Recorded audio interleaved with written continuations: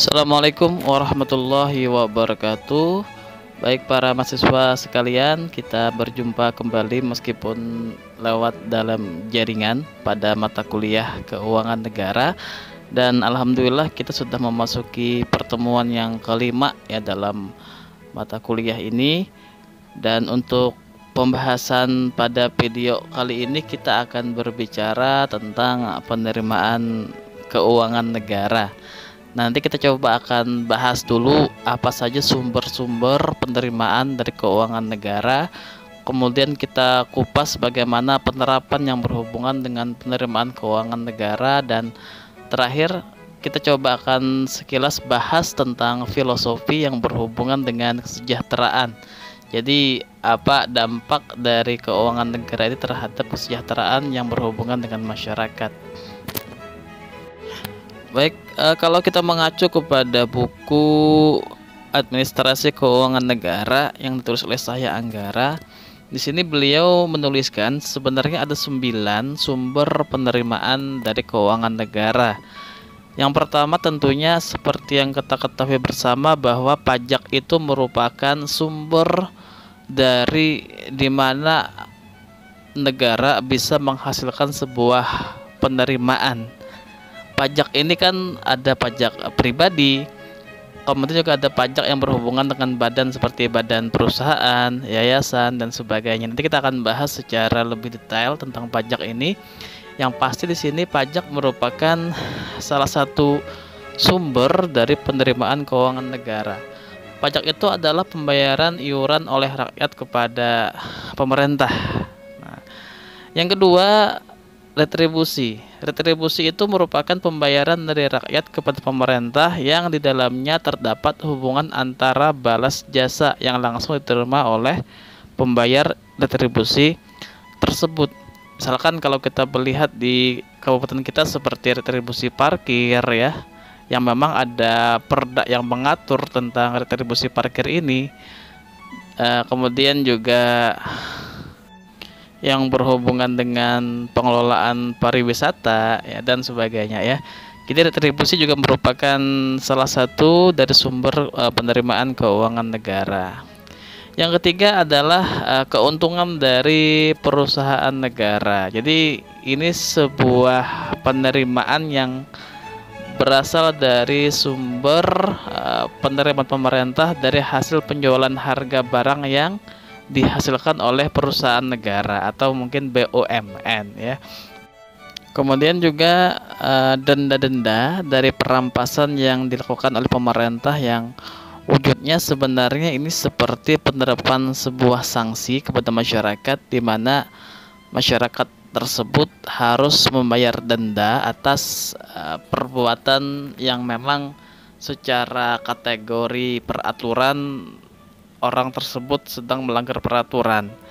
Ya, contohnya seperti sebuah peraturan yang berhubungan dengan pandemi coronavirus ini kan ada semacam denda yang diatur kepada masyarakat yang tidak memakai masker. Nah, itu contoh sebuah penerapan pembayaran denda yang nantinya denda tersebut akan masuk ke dalam penerimaan negara. Yang kelima adalah jasa dari pemerintah. Jadi ini merupakan sebuah sumbangan masyarakat untuk jasa-jasa yang diberikan oleh pemerintah. Misalnya pembayaran biaya-biaya yang berhubungan dengan perizinan. Jadi misalkan teman-teman nanti akan memasang reklame, nanti akan ada pembayaran izin reklame ya. Atau mungkin ingin mendirikan sebuah perusahaan, nanti ada yang namanya surat izin usaha. Nah, jadi sebuah pembayaran yang dilakukan oleh masyarakat yang wujudnya sebagai jasa dari pemerintah. Kemudian pencetakan uang kertas. Nah, karena sifat dan fungsinya, pemerintah itu memiliki kekuasaan yang tidak dimiliki oleh para individu dalam masyarakat. Jadi pemerintah memiliki kekuasaan untuk mencetak uang kertas sendiri atau meminta bank sentral untuk memberikan pinjaman kepada pemerintah. walaupun tanpa suatu deking. Jadi apabila pencetakan uang ini dijalankan dengan kurang hati-hati, maka nanti bisa berdampak inflasi. Jadi inflasi itu mempunyai pengaruh seperti halnya dengan pajak. Nah, oleh sebab itu sebenarnya inflasi itu sering disebut sebagai pajak yang tidak kentara, karena konsumen dengan jumlah uang yang sama akan dapat memperoleh barang dan jasa yang semakin sedikit jumlahnya berkaitan dengan turunnya nilai uang. Kemudian penerimaan selanjutnya adalah dari hasil undian negara. Nah, dengan undian negara, pemerintah itu akan memperoleh dana, yaitu perbedaan antara jumlah penerimaan dari lembaran surat undian yang dapat dijual dengan semua pengeluarannya, termasuk hadiah yang diberikan kepada pemenang dari undian negara tersebut. Jadi undian negara ini bersifat baik karena harga surat undiannya sangat murah, sehingga pihak yang membelinya tidak begitu merasakan rugi jika tidak memperoleh kemenangan, tetapi sekedar menyumbang kepada pemerintah. Nah, sedangkan pihak yang akan menang itu merasa sangat senang. Walaupun demikian, sebenarnya usaha-usaha mengumpulkan dana melalui sistem undian ini sering membawa pengaruh yang kurang baik terhadap kehidupan rakyat kecil, karena mereka kemudian berlomba-lomba dalam mencari kemenangan tanpa melihat kemampuannya dan kurang mengadakan perhitungan. Nah, hal ini cukup masuk akal karena jika mereka menang, status sosialnya akan meningkat dengan sangat cepat. Contohnya seperti sumbangan yayasan dana bantuan. Selanjutnya seperti yang kita ketahui bersama, apa? Hutang. Pinjaman dari luar negeri. Jadi pinjaman yang berasal dari luar negeri ini ataupun dari dalam negeri pada umumnya negara-negara yang sedang berkembang ya, itu mengandalkan pembiayaan pembangunan dengan sebagian besar terhadap hutang negara. Nah, ini juga disebut sumber penerimaan, meskipun nanti dampaknya akan luar biasa memperburuk negara kita ya. Jadi hutang negara juga termasuk bisa dikatakan secara teoritis adalah penerimaan keuangan negara, meskipun dampaknya nanti akan negatif. Kenapa? Karena nanti ke depan selain bayar hutang juga akan bayar bunga. Ya. Nah, kemudian yang terakhir, kalau kita mengacu ke buku Saya Anggara ini adalah hadiah. Jadi ini sumber dana yang dapat terjadi seperti pemerintah pusat memberikan hadiah kepada pemerintah daerah atau dari swasta kepada pemerintah, dan dapat pula terjadi dari pemerintah suatu negara kepada pemerintah negara lainnya.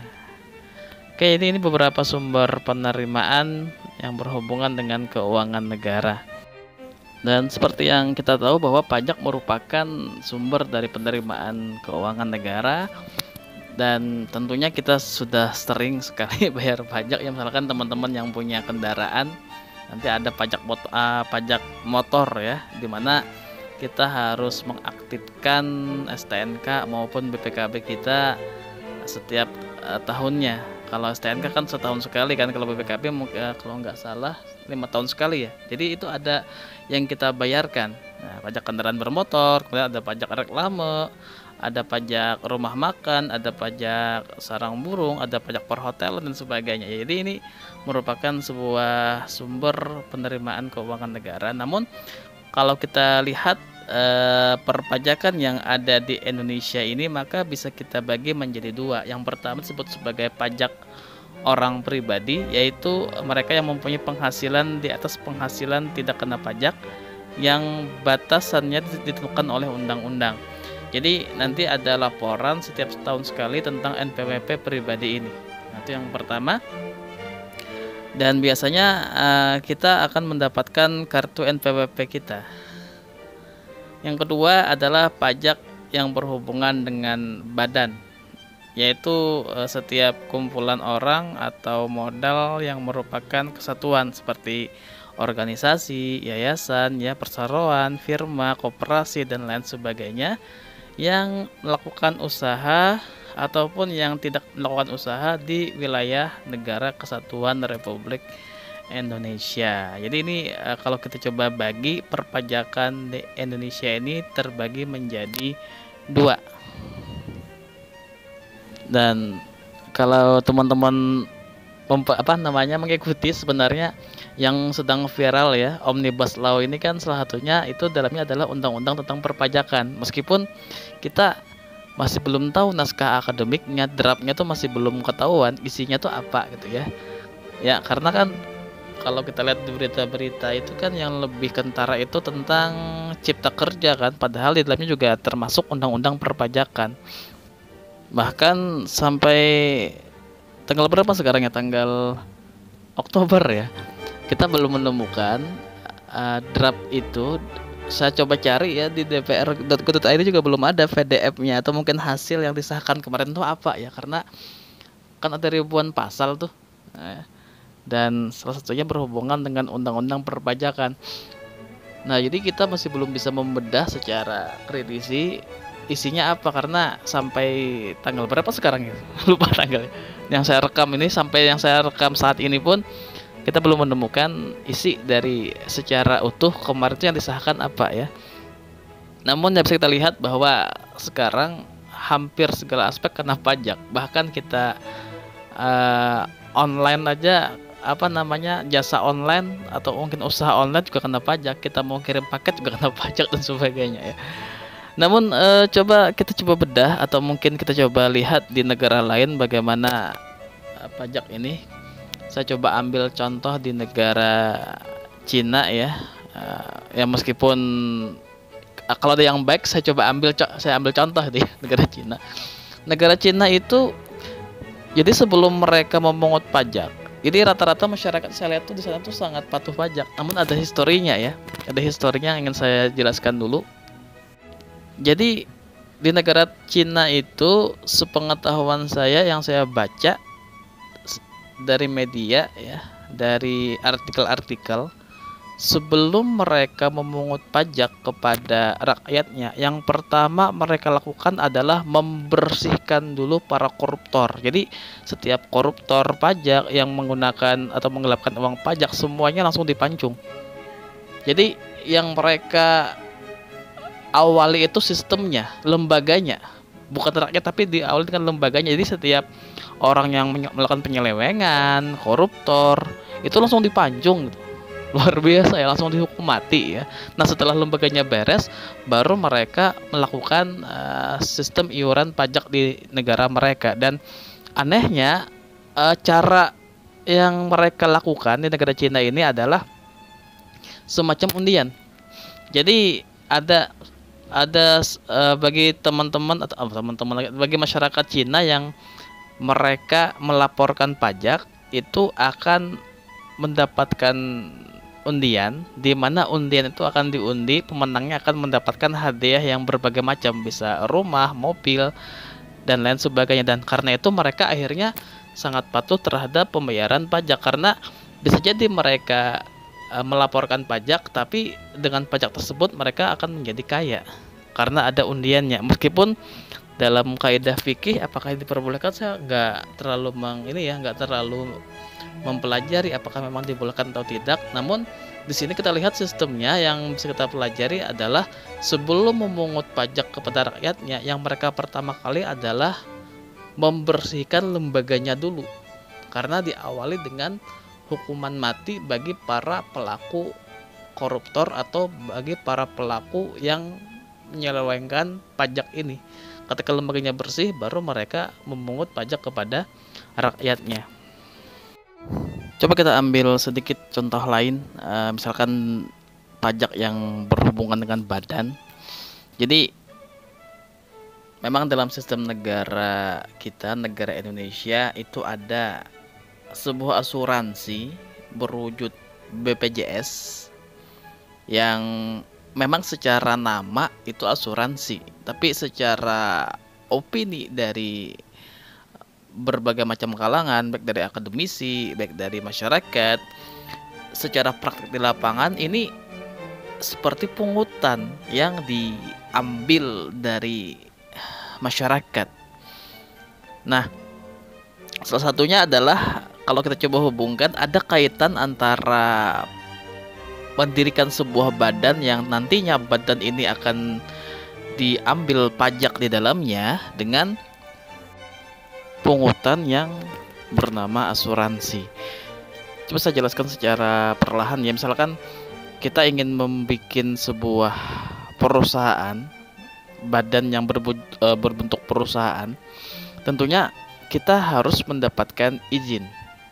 Ada alur birokrasi yang kita jalani untuk mendapatkan izin tersebut, sehingga perusahaan kita yang nantinya akan dipajaki ini bisa legal secara izin. Nah, ternyata agar pungutan berwujud asuransi ini bisa dikatakan membernya itu bisa bertambah atau bisa laku lah, kalau dalam tanda kutip laku gitu ya, maka syarat penting ya, sebuah syarat untuk mendirikan sebuah badan itu direkturnya itu atau mungkin member dari badan itu harus juga terdaftar mempunyai BPJS serta BPJS Ketenagakerjaan.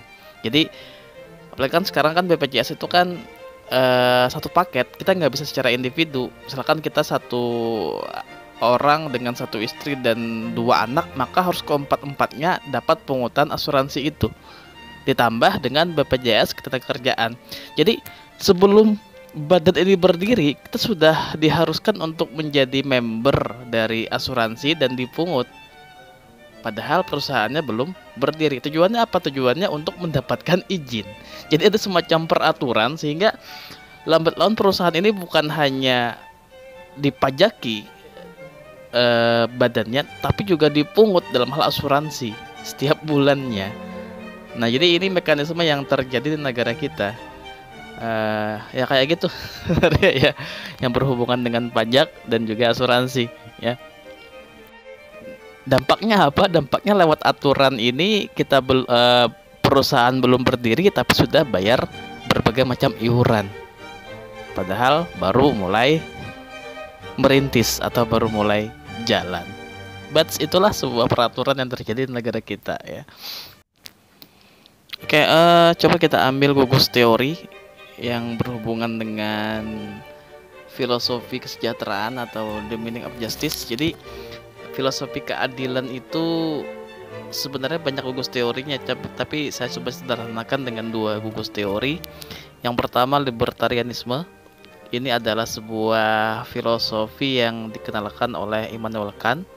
Jadi kalau filosofi atau mungkin orang-orang yang berpaham libertarian, maka ketika negara menggunakan orang kaya di sebuah negara kemudian untuk mensubsidi orang miskin, artinya negara memajaki orang kaya kemudian mensubsidi orang miskin, maka bagi penganut libertarian itu negara tidak menghormati orang kaya dan tidak menghormati orang miskin. Kenapa? Karena mereka hanya menjadi sebuah objek ya, objek untuk distribusi yang berhubungan dengan kesejahteraan.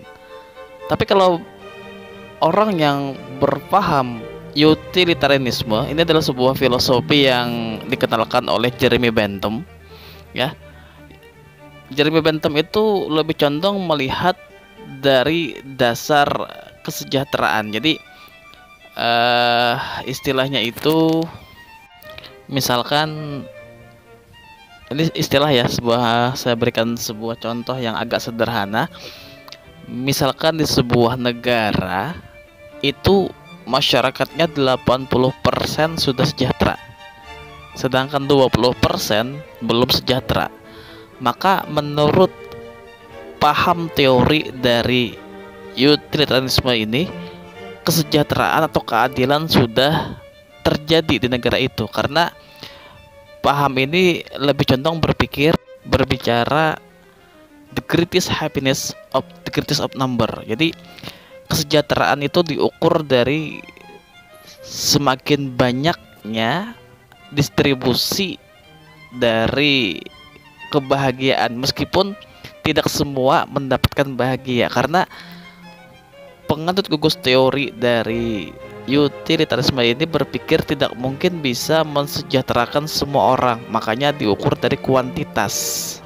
Sementara penganut gugus teori libertarianisme itu mengatakan jikalau 80% sebuah negara 80% sejahtera, 20% belum sejahtera, artinya teori keadilan belum terjadi di negara itu.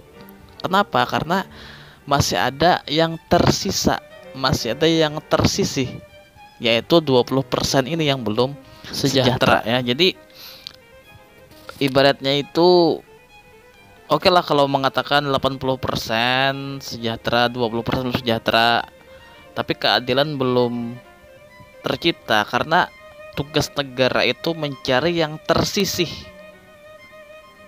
Tersisih ini yang perlu diperhatikan kalau menganut tugas teori dari libertarianisme ini.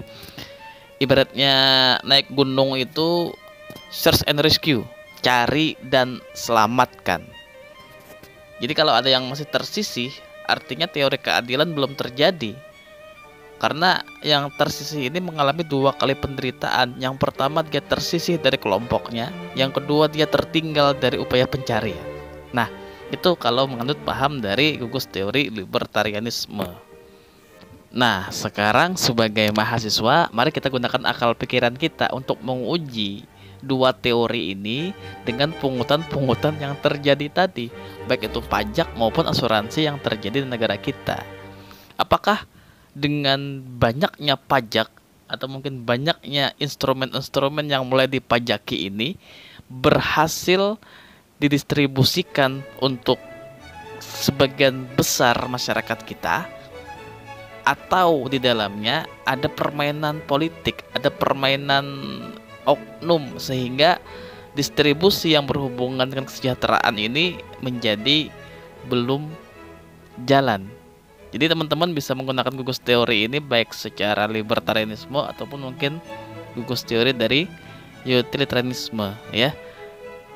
Soal ini kembali kepada uji teoritis dari teman-teman mahasiswa, karena saya mengajak teman-teman untuk mengaktifkan nalar Anda untuk mencoba memprediksikan.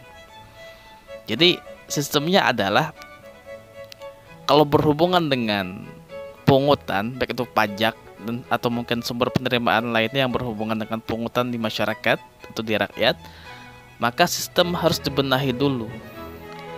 Jadi harus membersihkan lembaga-lembaganya dulu sebelum memajaki rakyatnya. Karena jika lembaganya ada permainan-permainan kotor atau mungkin oknum-oknum yang kurang bertanggung jawab, ada perilaku koruptor yang besar-besaran dan sebagainya, maka yang berhubungan dengan welfare atau kesejahteraan ini nggak mungkin akan bisa tercipta. Karena setiap uang negara yang masuk, yang didistribusikan sebagian besar untuk kesejahteraan masyarakatnya, baik lewat pembangunan dan sebagainya, tidak bisa dilaksanakan atau diterapkan secara maksimal karena koruptornya juga masih merajalela. Nah, ini yang terjadi ya. Oke, kita masuk ke pertanyaan dari Ratna Dewi. Ingin bertanya, Pak, apa yang dimaksud dengan rekonstruksi anggaran untuk pembangunan? Terima kasih.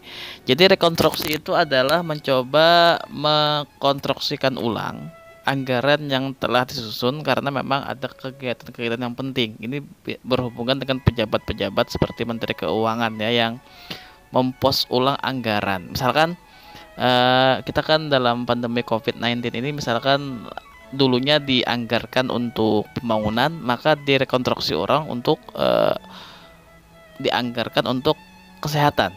Nah, seperti itu ya. Dan sebelumnya juga ada pertanyaan cara menghitung GDP itu seperti apa, atau cara menghitung gross domestic product seperti apa ya.